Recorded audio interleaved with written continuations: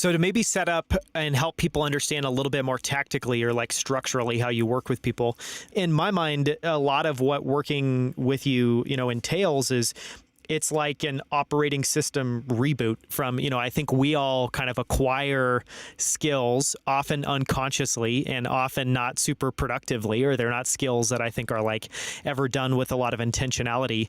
And so we kind of cobble those together over time. Some of them we take from others, some of them we take from books, some of them we come up with on ourselves or on our own. But I think everybody eventually hits a wall, at least everyone who has high enough ambitions, where they realize that they need to take a step back and kind of maybe reboot or rethink it.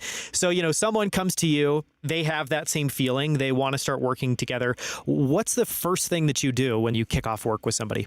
It's so funny as you refer to this kludge of habits that we develop over the years. And I like to give the metaphor of, we're all sort of the blind trying to get to the top of a mountain. And so we just keep going uphill and eventually we get to the top of that hill, never realizing that, hey, we found a local maximum.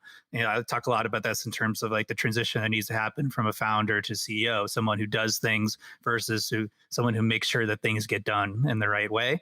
The first thing that I do is try to expand the landscape a little bit, reveal that like, hey, you're in a great place, like nothing wrong with you, like everything is great, but you have the opportunity to reach these other peaks. This is a big belief change that needs to happen, is that like it's possible to improve productivity and performance. For a lot of people, there's this kind of fixed mindset, like I'm just not a very productive person or I procrastinate.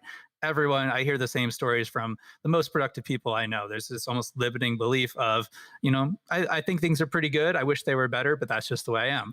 And so a lot of it is revealing the landscape and, hey, here's where you could be. And from there, it's trying to get some buy-in. It's sort of one of those, hey, if I can get you to go a little bit, then I can get you to go a little bit farther. So the first place I start, this is the total cheat code, and I recommend anyone listening do this prompt, is like, think back to the most productive period of your life. What were you doing then that you're not doing now?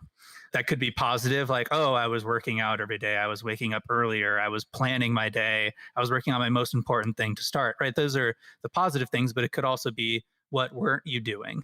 What are you getting distracted by now? What is the low value work you're doing? What are the things that you're letting getting in the way?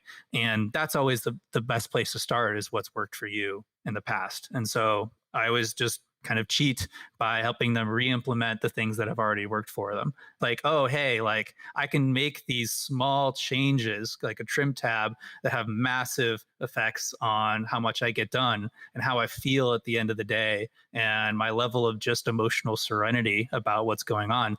And then it's like, well, okay, if I've gotten you to do that, maybe you'd be interested in trying this thing as well.